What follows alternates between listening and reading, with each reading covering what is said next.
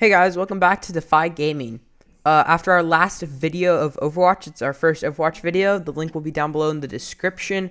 Today we're going to be going into one of the subcategories of all the Overwatch heroes, which are the tanks. And we're going to go even further than the tanks. We're going to go into main tanks today. We'll be doing off tanks later, but for today we're just going to be focusing on main tanks.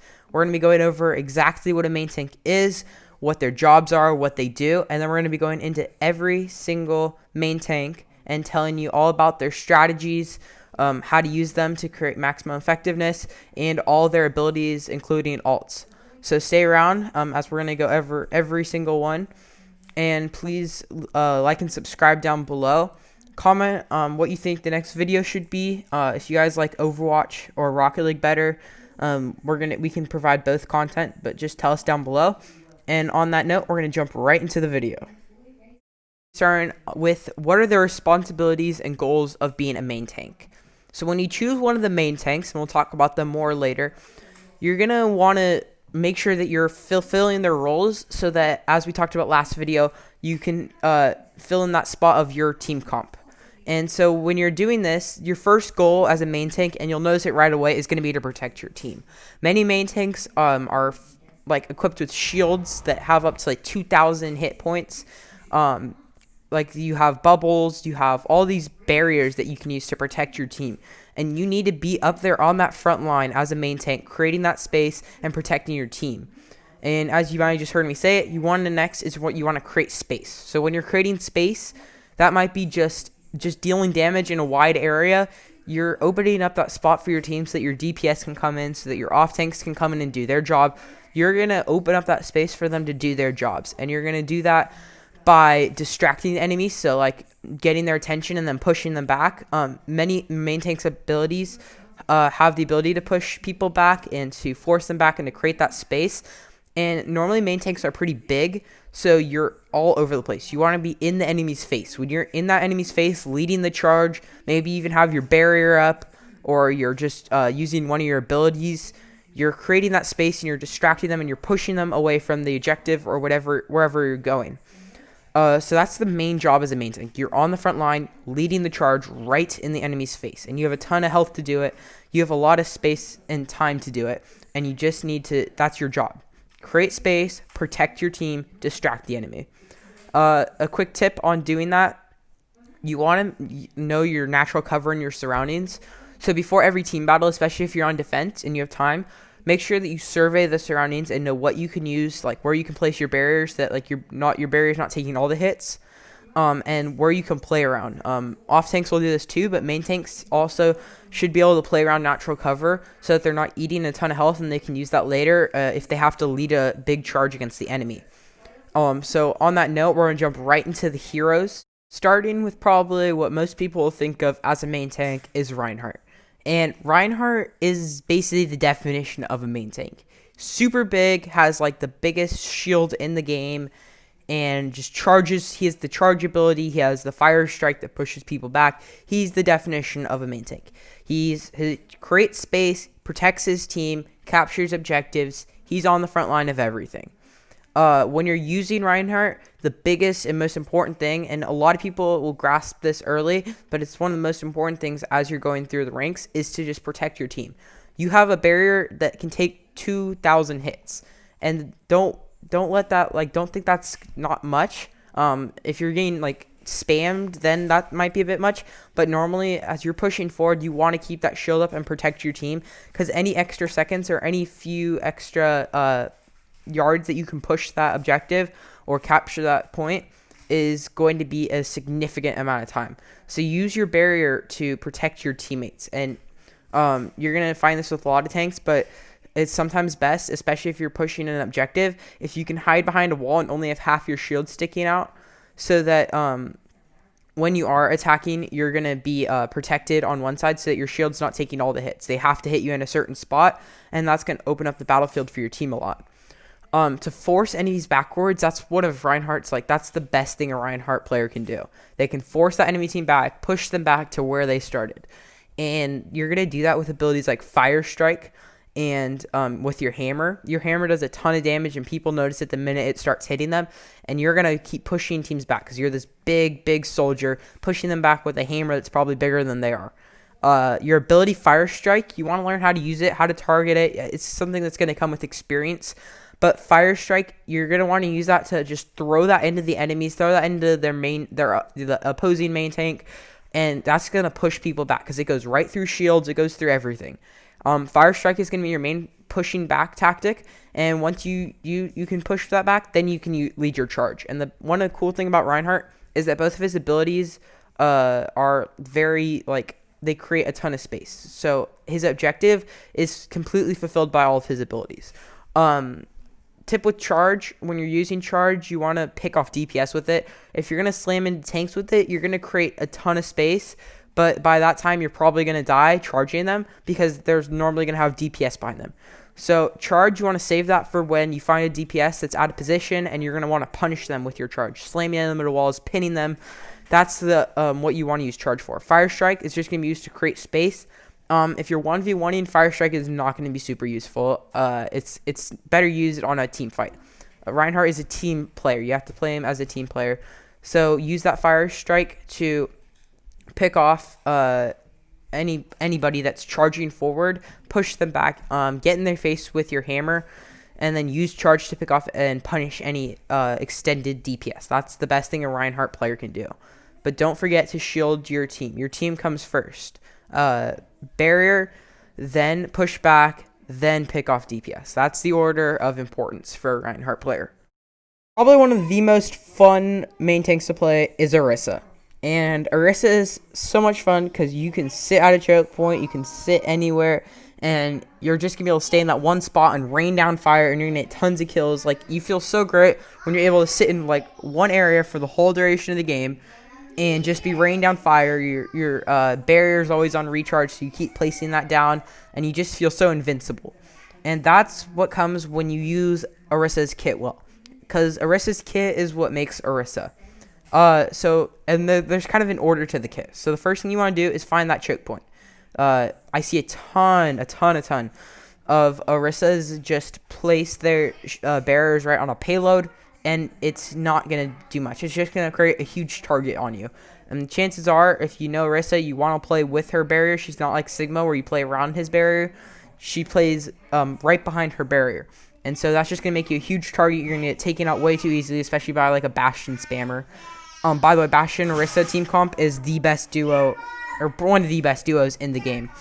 So when you're doing that, you want to find that choke point and place the barrier down around natural cover. So maybe it's a corner with a stone wall. Those are the best spots to put your shield, because Orisa's shield is super easy to flank. Rienhardt's can move his shield. Sigma's shield is the most mobile shield in the game. Winston's shield is a big bubble, so it's really hard to be flanked through that. But Orisa's shield is not that. It's super susceptible to flanks. And by using that natural cover, you're protecting yourself from flanks, especially with walls and stuff. And the natural cover also tends to provide something over your head, which is really helpful with those woes trying to headshot you and those fars that are just raining down big rockets right over your head that can go right over your shield. So that natural cover will help you a lot and protect you and keep you in that team fight much longer. So once you have that down, and you're, remember, not on top of a payload or on an objective, excuse me, you're going to be going and you're going to be using your halt ability. And that halt ability is what you're going to use to hopefully start every team fight. Because it doesn't give away where you are, but it lets people know that you're there, but it doesn't give away exactly where you are, and it will pull them out in the open, especially if you're playing that Orisa Bastion comp. That Bastion's just going to be able to rain fire into that grouped up pair of enemies, and it's going to do a ton of damage. So you want to use that halt, and you're going to want to use it. Don't use it when the team's charging you. Actually, there is a strategy that when you can do that, but that'll be later. But use it when they're playing around the corner and they're trying to play around natural cover like you are, because it will pull them out in the open. It will just you'll do a ton of damage to them, especially if you can rain fire after that. By the way, headshots are the best for Orisa. Your body shots are not going to do anything. Your headshots, you might be able to get a bit of damage done with those. So aim for the head always with the Orisa, because if you miss, you have so much ammo that it's if you miss, it's not that big of a deal. So you use that halt, your barrier's down, you're using that halt, you're playing around that natural cover, you're all in this one area. And then let's say that the team charges you. They get a bunch of courage, have that Ryan leading the charge in. That's when you want to use your final ability, which is Fortify. Excuse the ringing noise in the background. A lot going on here. So you want to use Fortify because Fortify is going to protect you, and it's going to all those crowd control abilities. We're talking Ryan charges, Ryan's ult. We're just talking all these crowd control abilities. It's going to protect you from that, and it's going to reduce the damage you take. So when they charge you, there's going to be two scenarios. Either your barrier's up, you keep firing, they're not dealing a ton of damage at your shield, and you can use Fortify to protect yourself from, like, if a Ryan decides to charge you, or you get caught out around a corner because you're trying to regroup a bit with your team. That's you want to use Fortify for that charge. And then if they charge you and they take out your shield, that's when you want to use Fortify to retreat back. And when you're retreating back, the reason you want to use Fortify is because what you want to do then is you want to find the next easiest choke point and just hold that. And even if you can buy a couple extra seconds for your team, it's going to be a lot, especially if your DPS got picked off, if your Mercy was in the air and got picked by a Widow. It's going to give them time to regroup. So if your shield goes down, you want to drop back, use Fortify. It's going to slow you down, but where you're going and where, like, positionally wise, it's not going to make that big of a difference. And then you're going to want to start this whole process over again. And that will get your whole team back in the battle, which can hopefully push the enemy back to where they came from. So that's the order that you want to do. Place your barrier around the natural cover. Then you want to use that halt to pull the enemies together. Allow your DPS to do as much damage as they can. And if you get charged or if you get in a bad scenario, you drop back using Fortify. And then your job is to buy time for your team to get back into the battle. That is an Orisa's job, and that is what an Orisa does. Now, when using her ult is very special because I've seen so many Orisa players put their ult right in the middle of the battlefield so that their whole team, they think, will get the big damage buff and they'll be helping their team out. And that's just not going to work. The Sombra is going to go around. The Sombra is going to hack it. You're going to have the Sombra is going to hack it. You're going to have the enemy team destroy it. It's just, there's so much that can go wrong with this. And so that's why you want to place it behind natural cover just like your barrier. And if you do that, it might not provide that damage buff to so many people, but that damage buff really only needs to be for you. Your off tanks are going to be able to do enough damage, and they're equipped to do their jobs, and their jobs don't require a ton of damage buff. And your DPS already have so much damage. It's you that really needs it, and if your team gets it from that, that's great. But your job, you have to take care of yourself there, because you're going to be the one that's on that front line. You're the one that's going to be eating all that fire, and so you need that damage buff to be able to rain through shields. So use it before the team battle, place it behind natural cover, and make sure to get the most out of it. Sigma is such a challenging main tank to play when you're first starting out because he's very different than your Ryans, your Winstons, your Orisas, all those other tanks. It's hard to learn him at first. And there's so much strategy that can go into Sigma. Sigma is a huge strategic player. But at his most basic level, the best thing and the way his kit is provided is to be able to stand in a circle and just have to turn, just have to rotate around and be able to hold that one circle around him. And his main attack is meant to just annoy the enemy. So I see a lot of Sigma players just charge in. They're way too hard. Way too aggressive, just trying to get that one kill, when your job is really just to annoy the enemy. By playing in that circle, you're really grounding yourself, but you're also able to seriously prevent or push an objective or an enemy from getting somewhere. And the first way you're going to do that is make sure that you have the right goal in mind. You want to have that right mindset of annoy and damage. Your job is not to pick off. Your job is not to just focus down on one target. Your job is to annoy and damage. That's the motto for a Sigma player. When you're playing Sigma, the next thing that's going to help you with that is your shield, that experimental barrier. I think it's one of the coolest things in the game, and it's because it's such a mobile shield, and you never really think of shields as mobile. They're that thing that you place down and it's there and it's protecting your team. We're talking like Orisa, Winston, all those other main tanks. But his shield is meant to be thrown out, pushed as far as it needs to be, hold one spot, let him deal his damage, and then pull it back in and throw it up somewhere else. And when using his shield, a lot of people will use it just as we recommend for main tanks, which is to protect your team. when that's really just more of a last minute sort of thing, and that should be really used for is to protect yourself and to get it in the enemy's face so that they can't rain down any fire. The further you push it, by the way, it'll cut off the enemy's angle, which will allow you to rain fire and allow your team to rain fire. So you're really protecting your team by pushing it right up in their face. And then pull it back, and then you do it again. It's a constant cycle. You throw it out there, you do your damage, you do what you need to do, you pull it back, throw it at another enemy. And that's going to be the most effective way to use him. Now, once you place that mobile shield down, or you rain that fire, and an enemy, or if an enemy hit damage, then you want to use your accretion. It's kind of a weird word, but it's that big rock ball that he basically uses to stun enemies. And that's going to be best used for tanks, because tanks, if they're stunned, if they get knocked off, if they get slept, they're basically useless. They're easy to hit, like they're super big targets. And you want to use that for during a team fight when you see that tank rushing across. You want to use that to knock it down. It'll save you a ton of 1v1s. It'll save you a ton of team fights. It's going to stun the enemy and render them unconscious. And that's going to be the best thing you can do, because at that point, it's up to your teammates to take out the tank that you just rendered unconscious. And then you move on. Then you pick up your shield. Pick up your shield and throw it back at another enemy and do the same thing over again. And then you have to use that final ability, which is Kinetic Grasp, right? Well, Kinetic Grasp is for when your shield's destroyed, because while your shield is super mobile and you're pushing at enemies' faces, it's going to take a ton of damage. And if it's really high damage heroes, then it's going to go down fast. And when it goes down fast, that's when you need to get behind your natural cover and wait for and deal that kind of more chip damage style, because his bullets do bounce off of walls, by the way. Use that chip damage style, and you're going to use Kinetic Grasp to protect yourself as you drop back or as you push up. If like your barrier gets destroyed but your team ends up winning the team fight, you're going to use Kinetic Grasp to protect yourself. Sigma really should not take a lot of hits. Even though he is a very bulky character, he should not take a lot of hits if you're playing him well. So use that shield as a very mobile shield. That's the best thing you can do. And then you want to stun your tanks. Don't use it on DPS, because the chance of you missing, it's just too much with that cooldown. You don't want to worry about DPS.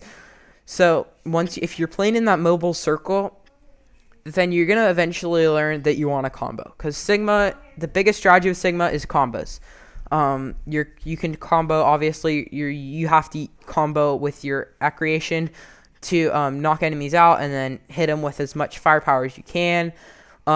Maybe if you're going to use your ult, you want to use it when enemies group up, and like if you have an Orisa on your team, if you guys like double shielding, then Orisa can use her ult, pull them together, and then you can use your ult. You want to make sure that you're comboing and communicating with the other players on your team. That's going to do really well with Sigma. When you're comboing with other players, the second thing that you can do is with your Kinetic Grasp. If you want to push somebody like a Bastion who just does a ton of spam damage, then that you can use the Kinetic Grasp for that. I would only recommend that for more advanced Sigma players that have good communication with your team, because the chances of your Lucio thinking he's just going to get gunned down and then leaving to go help someone else is very high at the lower ranks. And as you rank up, the Lucios will finally realize that they can quickly push an enemy Bastion as you're using Kinetic Grasp to eat all of the bullets up. And so that's one way that you can combo with Kinetic Grasp. I could keep going into combos all day, but the last thing I want to talk about is the ult, and I've already talked about a bit comboing with it. But when you use your ult, you don't want to think of it as an insta-kill. And often what you want to do is the best thing you can do is to make sure that you don't take damage. Throw out your barrier, have your barrier in their face, and then use your ult, because the chances are the enemy team's going to be focusing on your barrier. And if they're raining fire down on your barrier, then you have plenty of time to use your ult and grasp them, use that the gravic flukes, and you're going to grasp them and throw them down. And normally it's not going to kill them right away, so you're going to have to finish them up. But at that time, that's when you have to go into that process. So Sigma's a big process player. It's this general process, kind of like Orisa. Rienhardt, it's much different, but a Sigma and Orisa is a process. You're in, you throw out your barrier, you have it placed down, and then it's a big process of using your abilities. So make sure that you remember to keep that process together.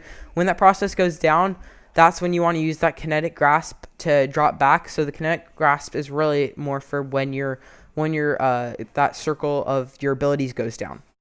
Okay, here comes the big controversy, and it's when it comes to Winston as a main tank. and you're gonna might start up a flame with this down below. We'll see. But Winston is definitely a main tank. His job is to do maximum damage, create space, and stagger the enemy. You can find a ton of videos on staggering. It's actually a very, very, very useful tactic. But his job is mainly just do maximum damage, be with your team, or go ahead of your team. He has two different playstyles depending on how good you are with him, and create that space. So when you're using Winston, his abilities are super, super basic. You're going to understand them right away, especially if you're looking in dive comps, any of that stuff. You're going to find out exactly how to use his first ability, which is jump. And jump is going to be used for two things. It's either going to use to get you in and out of team or 1v1 fights. It's just going to be used to get you in and out. And when you're jumping in, you might place your barrier down. Like there's a bunch of ways you can use Winston, but the best way to do it is to use your jump to get in and out of team fights or to dominate high ground. So if your team's pushing a payload and you're kind of lower on health, like you're maybe 50% down in your health, then that's when you want to look for those widows and go bully the widows, because Winston can do that so effectively. The only other player that can really do that as well are either one of the wall climbing heroes or Diva, but Winston does it super well because it's such a great hero to dominate the high ground with. So use that jump to get in and out of team fights or to dominate the high ground. Next thing with Winston is his barrier, and there's two different ways. It's really hard to mess up a barrier because the barrier is going to be useful no matter where you put it. You can put it on a payload and it'll protect your whole. Anybody that's pushing that payload is going to be able to use that as cover. Or you can use it when you, as I said, when you jump in and you place your barrier down. If you do it in the middle of the air, you'll have plenty of time and it'll fall to the ground right on top of you as you land. Actually, you'll learn, don't do it too early, but you'll learn that with experience. But and by that you can protect yourself with it. When using the barrier, enemies will often charge inside. So what you want to do is you want to play on the edge of a Winston barrier so you can duck in when they're on the outside raining down fire, and then when they come inside, you duck out, and that's using your barrier to the fullest extent when you're using it for yourself. If you're watching this video and you're like a DPS or a healer or a support, you want to use that barrier the same way. If your Winston's helping you and putting that barrier down on the payload or on an objective, you want to play on the edges of it. Playing in the middle is not going to do much, especially since Winston is a very close damage hero. So that's kind of the push ahead strategy, is when you're using that jump to jump in and jump in, use your barrier. You're using your full kit on pushing, and that's a great way to use Winston. I see a lot of Winston players that are just in that front line. They're taking they're not taking a ton of damage, even though there's a ton of fire being poured into them, because they're using their barrier well and they're using their jumps well. Because Winston is such an annoying thing to deal with. He can get out and then you have to go trace him down, or you leave him and then he damages your supports and all the people behind you. So that's using the Winston well. You can also use it as more of a played back with your team. If you're a newer player, I recommend you do this at first until you become better at 1v1s with Winston. Preferably, deathmatches are probably the best way to do that, or skirmishes. So when you're doing that, you're playing with your other tank, or whoever you're using, and you're using his cannon, his close range cannon, to just deal as much damage as you can when your team's reloading, or when your team has to place down a barrier. You're just always raining down that fire, and you're using your barrier to protect your team and the most important people on your team. You'll learn the importance as you look at your different team comps. Sorry for the background noise on my end. Finally, when you're using his ult covers that one thing that it's harder for many players to do, and that's to create space. His ult is the most effective way to create space in the game, if you ask me, because it's this big flying red monkey that's coming straight for you with big swiping arms that knock you back 20 feet. That's what is going to create space. Using a Winston ult, you're going to get a ton of health. Don't worry about charging in. Even if you're like one of those newer people and you're putting, you're playing with your team, using your ult, you're not going to want to play with your team. You're going to waste the ult. You want to jump towards them. You're going to lose your barrier ability, but you have so much, you like almost double in health that like you're fine. You're going to be whacking people around. You're going to be doing tons and tons of damage, and it's really it's a big disrupting ability. So use it to disrupt. Use it not when you're in a 3v, not when like the enemy team has 3 people pushing. You're not going to use it to stagger. Use it when the whole team's there and you just want to damage them, and that's exactly what you're going to be able to do with it. It's really hard to mess up a Winston ult. So that's really the basics of Winston. He's actually a very basic hero. There's a bunch of strategies to it.